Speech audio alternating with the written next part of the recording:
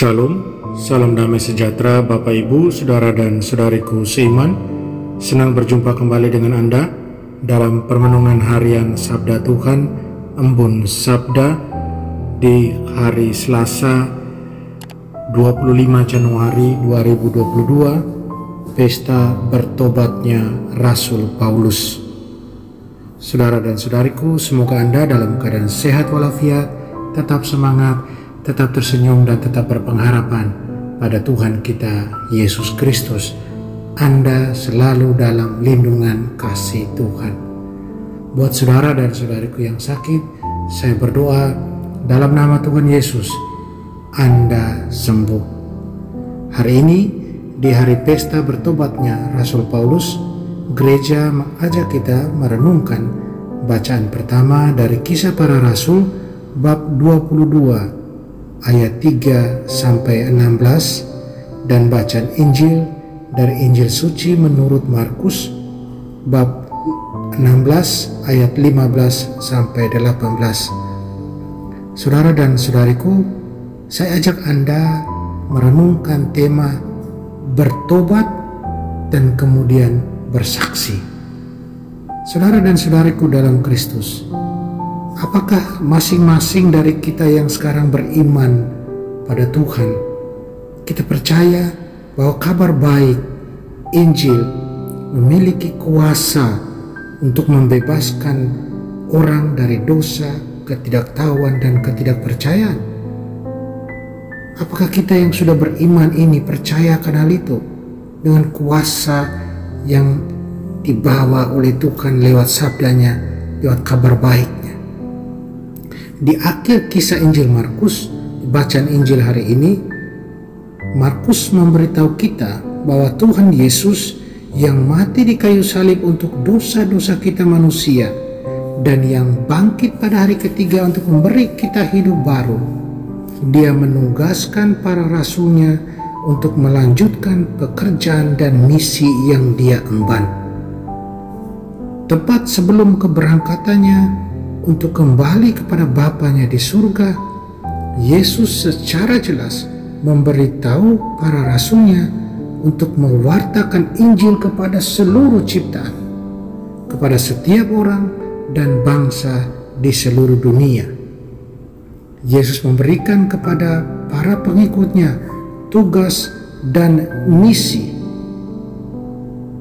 yang telah diselesaikannya untuk kita. Dia minta kita untuk melanjutkan pekerjaan yang telah Dia selesaikan, untuk membawa terang dan kebenaran kepada semua orang. Saudara dan saudariku, kepergian dan kenaikan Yesus ke surga merupakan akhir dan sekaligus awal yang baru bagi murid-muridnya. Sementara itu adalah akhir dari kehadiran fisik Yesus dengan murid-muridnya yang terkasih. Hal itu menandai awal dari kehadiran Yesus dengan mereka, para muridnya, dengan cara yang baru. Tak ingat Yesus berjanji bahwa Dia akan selalu bersama mereka sampai akhir zaman. Sekarang sebagai Tuhan dan Juru Selamat yang sudah dimuliakan dan bangkit, Yesus berjanji untuk mengirimkan kepada para rasulnya, kepada para muridnya, Roh Kudus yang akan mengurapi mereka dengan kuasa yang terjadi pada hari raya Pentakosta ketika Roh Kudus turun atas para rasul. Hal yang sama yang terjadi pada Dia ketika Dia diurapi pada saat pembaptisannya di Sungai Yordan. Ketika Tuhan Yesus secara fisik meninggalkan para rasul, mereka tidak ditinggalkan dalam kesedihan. Sebaliknya, mereka dipenuhi dengan sukacita dan dengan antisipasi besar akan kedatangan Roh Kudus.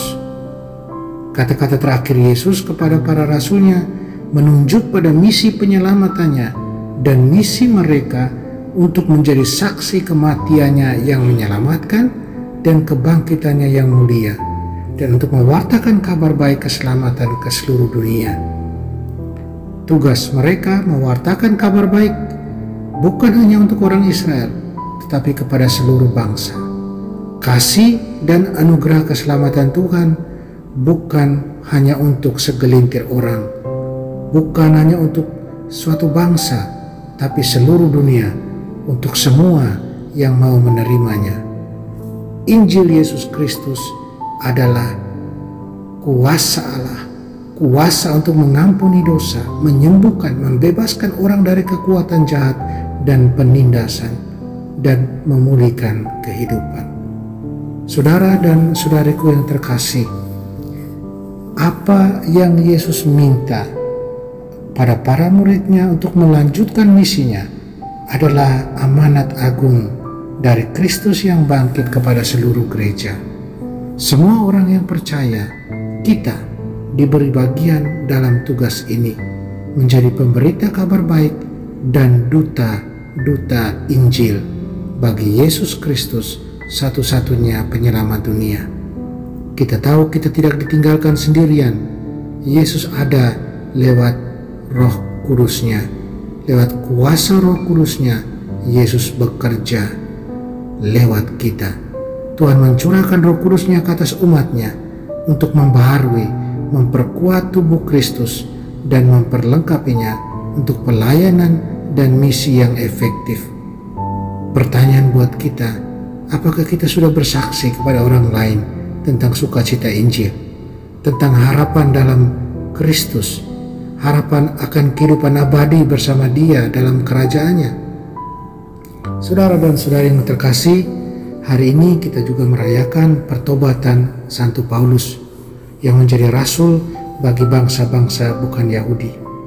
Rasul Paulus bersaksi bagaimana dia pertama kali menentang Injil, menganiaya orang Kristen, tapi bertobat ketika Yesus menunjukkan kepada dia dalam perjalanannya ke Damaskus. Yesus menampakkan diri kepadanya, dan perjumpaan Paulus dengan pribadi Kristus secara personal ini merubah dia secara radikal, mengubah hidupnya, membuka matanya terhadap kebenaran Injil. Paus Emeritus Benediktus ke-16, dia katakan demikian ketika dia merefleksikan pentingnya pertobatan Paulus bagi seluruh umat Kristiani. Dia katakan demikian, pertobatan Paulus dalam perjumpaannya dengan Kristus yang bangkit. Perjumpaan inilah yang secara radikal mengubah hidupnya. Apa yang terjadi padanya di jalan menuju Damaskus adalah apa yang Yesus minta dalam Injil. Saulus bertobat karena berkat terang ilahi. Ia telah percaya kepada Injil. Ini adalah pertobatannya dan juga adalah pertobatan kita. Percaya kepada Yesus yang mati dan bangkit, dan dalam membuka penerangan rahmat ilahinya. Pada saat itu Saulus mengerti bahwa keselamatannya tidak bergantung pada perbuatan baik yang dipenuhi menurut hukum, tapi pada kenyataan bahwa Yesus mati juga untuk dia, si penganiaya, dan Yesus itu telah bangkit. Kebenaran ini yang dengannya setiap kehidupan Kristiani diterangi berkat pembaptisan sepenuhnya membalikan cara hidup kita. Pertobatan berarti juga untuk masing-masing kita adalah percaya bahwa Yesus telah menyerahkan dirinya untukku, untuk kita masing-masing, mati di kayu salib dan bangkit hidup bersamaku dan di dalamku. Mempercayakan diri kita masing-masing pada kuasa pengampunannya, membiarkan diri kita masing-masing diambil dengan tangannya. Kita masing-masing bisa keluar dari pasir hisap kesombongan dan dosa, tipu daya dan kesedihan, keegoisan, dan dari setiap keamanan yang palsu, di mana kemudian kita bisa mengetahui dan menghayati kekayaan cintanya.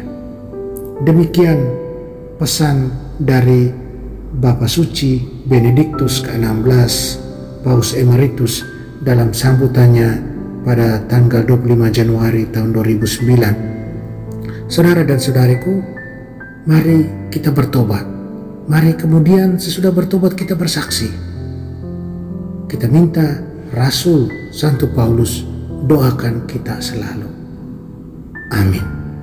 Semoga. Mari kita mohon kekuatan dari Tuhan. Kita berdoa. Tuhan Yesus, melalui karunia Roh Kudus-Mu, Engkau memenuhi kami dengan semangat, pujian, dan sukacita yang tak tergoyahkan, yang tidak dapat ditaklukkan oleh apapun. Penuhi kami dengan sukacita kebangkitan-Mu. Bantu kami menjalani kehidupan pujian dan syukur atas kemuliaan yang Kau berikan. Semoga kami bersaksi kepada orang-orang di sekitar kami tentang sukacita Injil dan kebangkitan-Mu. Amin. Mari kita mohon berkat Tuhan serta-Mu dan serta-Mu juga. Kita sekalian, semua orang yang kita sayangi dan kasih, segala usaha, rencana, karya kita dilindungi, dibimbing, dan diberkati Allah yang Maha Kuasa, Bapa dan Putra dan Roh Kudus. Amin.